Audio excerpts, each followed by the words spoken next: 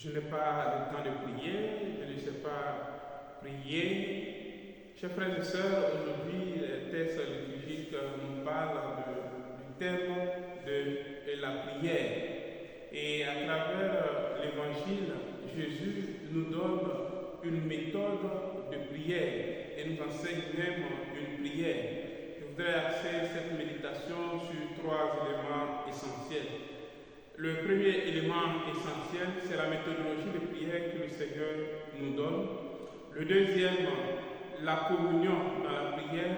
Et le troisième, l'intercession. En ce qui concerne la méthodologie de prière, Jésus nous dit ici, demandez, on vous donnera, cherchez, vous trouverez, frappez, la porte vous sera ouverte. Alors Jésus nous montre comment prier.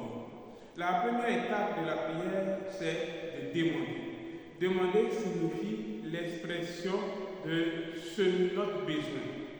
Alors, Jésus a l'habitude de poser, nous nous souvenons bien la question de Jésus au lépreux.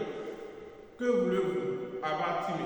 Que veux-tu que je fasse pour toi? Alors, la première étape de la prière, c'est de savoir ce que nous voulons demander au Seigneur. Qu'est-ce qui nous manque? Quel est le motif de notre prière? Qu'est-ce que nous recherchons par la prière? Chercher. Chercher, c'est exprimer ce qui nous manque. Demander, c'est exprimer ce qui nous manque. Alors, chers frères et sœurs, lorsque nous nous mettons à prier, la première question que Jésus nous pose, que veux-tu que je fasse pour toi? Que veux-tu que je fasse pour les autres? Que veux-tu que je fasse pour ton prochain, pour ton pays, pour le monde entier? Que veux-tu que je fasse pour toi? C'est la première étape de la prière. La deuxième étape, après avoir identifié notre nécessité, ce que nous voulons, ce que nous cherchons, il s'agit de savoir qui est capable d'exaucer notre prière, qui est capable de nous donner ce que nous cherchons, ou qui est capable de nous donner ce que nous demandons. Et c'est là que Jésus dit, chercher. Chercher, c'est de répondre à la question de Jésus. Crois-tu que je sois capable de faire cela? Crois-tu que j'ai la solution à ton problème? Crois-tu que je sois capable de te donner ce que tu me demandes?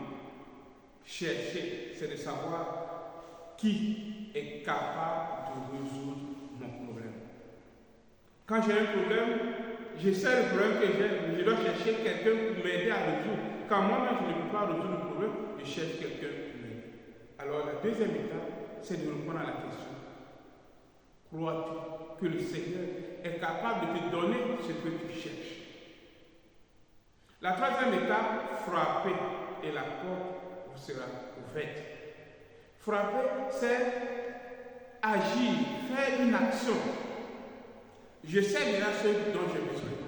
Je sais qui peut résoudre le problème. Alors, je fais le pas pour aller vers lui. C'est pour cela que Jésus va conclure toujours par la prière. Avant de faire le miracle, va, ta foi t'a sauvé. Tu as su que je pouvais résoudre ton problème et tu es venu jusqu'à moi. Ta foi t'a sauvé. Oui, chers frères et sœurs, dans cette dernière étape, il est question aussi de mettre en pratique la parole du Seigneur. C'est-à-dire, nous savons que Jésus est capable de résoudre nos problèmes, alors nous faisons ce qu'il nous dit de faire. Et nous nous souvenons de ce que la Vierge Marie a dit à Cana, faites tout ce qu'il nous dira. Alors, la troisième étape, c'est de faire tout ce que le Seigneur nous dit. Oui, chers frères et sœurs, le deuxième élément important, c'est la communion dans la prière. Dans la prière que Jésus nous enseigne, la prière de notre Père, les demandes sont à la première personne du pluriel. Donne-nous, délivre-nous. Pour montrer que dans notre prière commune, nous n'avons pas à prier seulement pour nous-mêmes, nous devons prier pour les autres. Et chaque fois qu'un chrétien se met à prier notre Père, alors il prie non pas seulement pour lui, mais il prie pour tous les autres. Car il dit notre Père, que ton nom soit sanctifié. Donne-nous, donne-nous, donne-nous, non donne-moi. Donne-nous. La communion dans la prière. Être capable de prier avec les autres, c'est en ce sens aussi que prier avec les autres tient une signification particulière. Parce que Jésus dit, là où deux ou trois sont venus en mon nom, je suis au milieu d'eux. Là où deux sur la terre, ou deux ou trois se mettent d'accord pour demander quelque chose à mon Père en mon nom, il obtiendra.